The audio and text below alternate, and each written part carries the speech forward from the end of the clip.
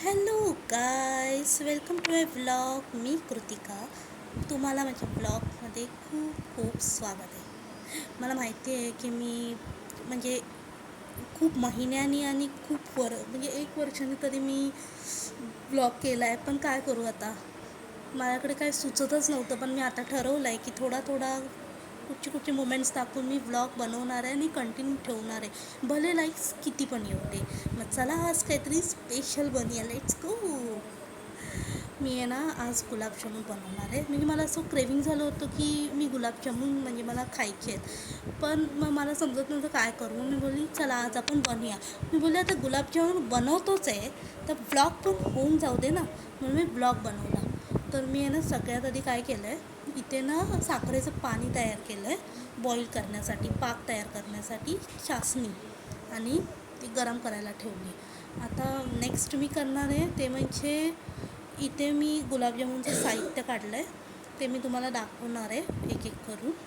आणि जसं की सांगितलं होतं तसं ह्याच्यामध्ये पहिला स्टेप आहे गुलाबजामुनसाठी दूध, एक बाऊल, गुलाबजामुनचं पाकिट, आणि मग नंतर त्याला कट करायचं, त्याच्यात ओतायचं जसं मी दाखवलं आहे तसं, आणि मग नंतर मळायला घ्यायचं. गाईस म्हणजे ना मला असं होत होतं की मी समोरून बोलून व्लॉग वगैरे बनवावा, पण म्हणजे तेवढा टाईमही नव्हता.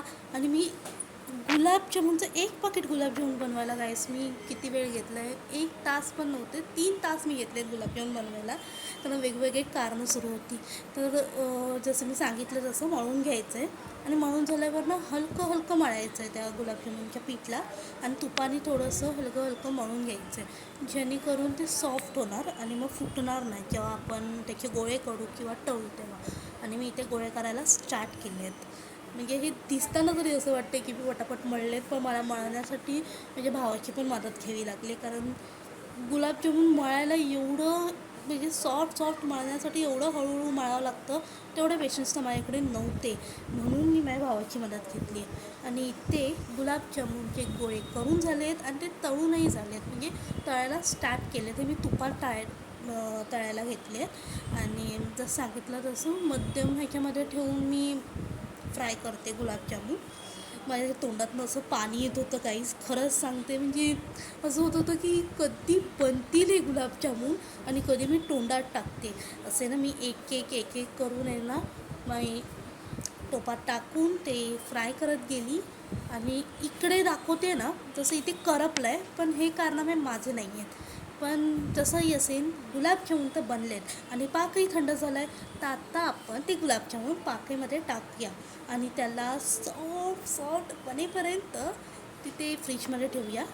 इथे ना मी काय केलं आहे, कढईमध्ये टाकलं आणि मग कढईमधली पक्की पाक आणि गुलाबजामुन तो एका बाउलमध्ये टाकलं आहे, कारण ॲस्थेटिक दिसायला हवं आपल्याला.